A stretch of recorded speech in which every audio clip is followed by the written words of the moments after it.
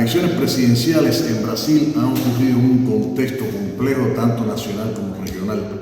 signado fundamentalmente por la crisis de todos los paradigmas.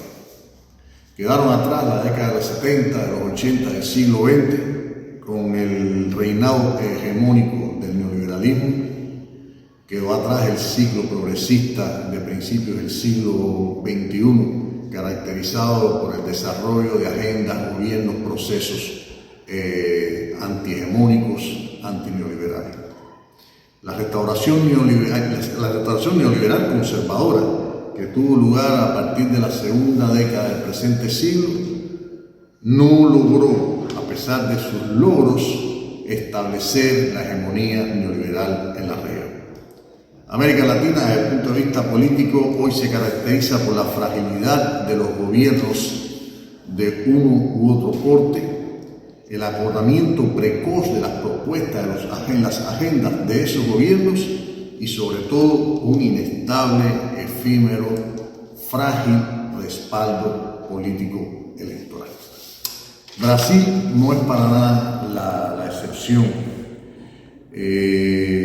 Hoy el país se encuentra polarizado de una manera aguda y en un lado los defensores, es decir, los que respaldan la propuesta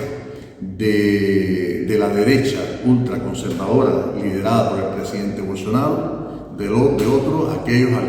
los que apuestan a un cambio a favor de un proceso progresista, de un proceso de corte antineoliberal liderado por el expresidente Lula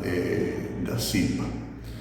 Es decir, estamos en un escenario consecuencia de una transición que estuvo signada por los errores de los gobiernos del PT, por el fin del superciclo de las materias primas a nivel global y por el lawfare como un mecanismo de defenestración,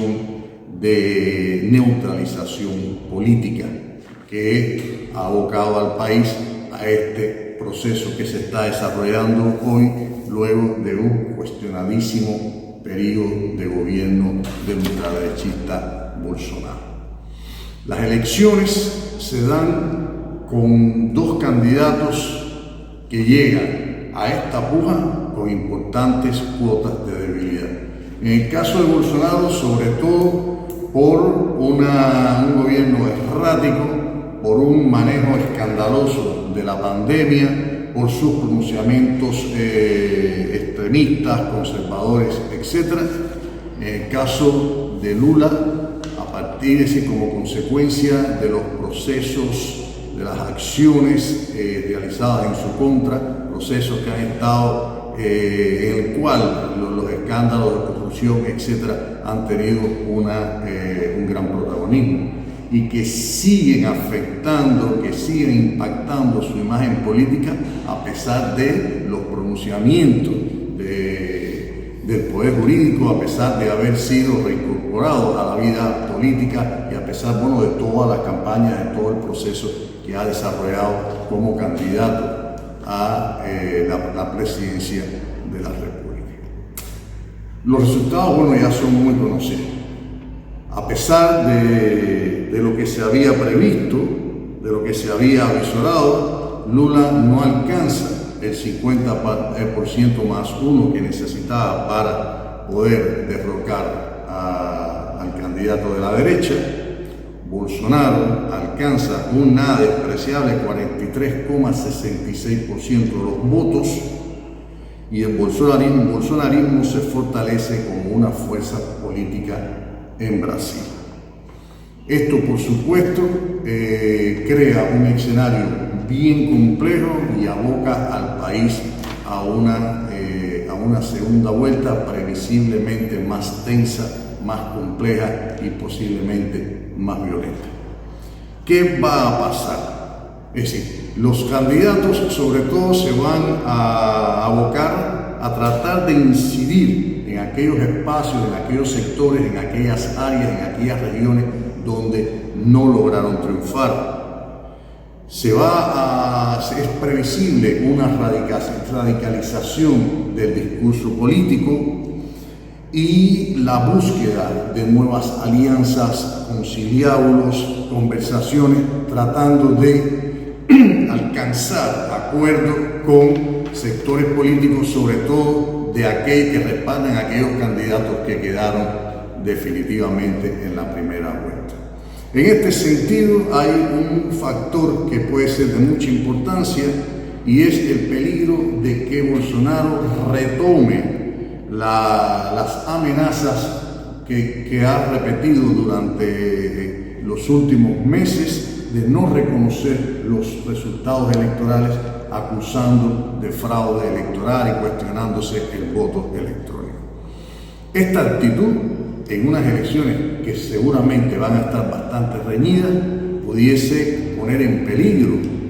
la propia constitucionalidad, poner en peligro el sistema en sentido general y llevar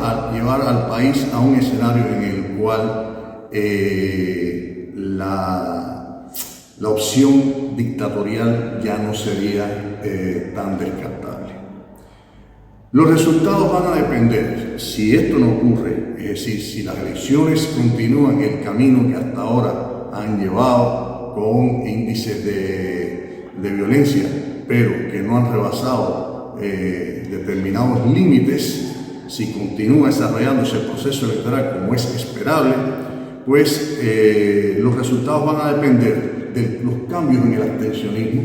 es decir, una reducción del abstencionismo que debe favorecer a Lula, porque son los sectores preferidos, las bases populares, quienes tienen una menor cultura de participación, de votación, etcétera, y en los cuales además afecta más este abstencionismo. Va a tener que ver también con la dirección en que se muevan los votos de los candidatos descartados en la primera vuelta, sobre todo Simón Tebet, y el alcance que lleguen a tener los discursos de uno u otro candidato en esos espacios a los que no han llegado hasta el momento. De definir, prever, anticipar los resultados siempre es muy peligroso. Desde este momento, y a pesar de las fortalezas que ha mostrado Bolsonaro y sus partidarios,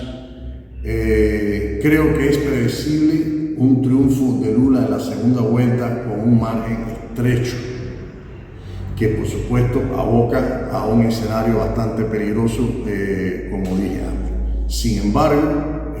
el final va a ser realmente reñido y de una extraordinaria complejidad política. El escenario que sí no debemos de ninguna manera poner en duda es que gane el que gane en las elecciones brasileñas,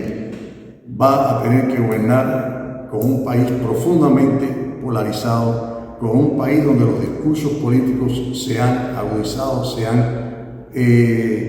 desplazado hacia los extremos y donde va a ser muy difícil encontrar la voluntad de alianzas, de concertación para llevar adelante un proceso,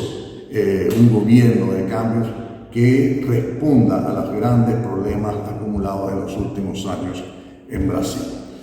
Hay un reto muy grande, pero bueno, el próximo escenario al que estamos abocados son los resultados electorales después de un mes de espera y que, como les he dicho antes, debe ser complejo, agudo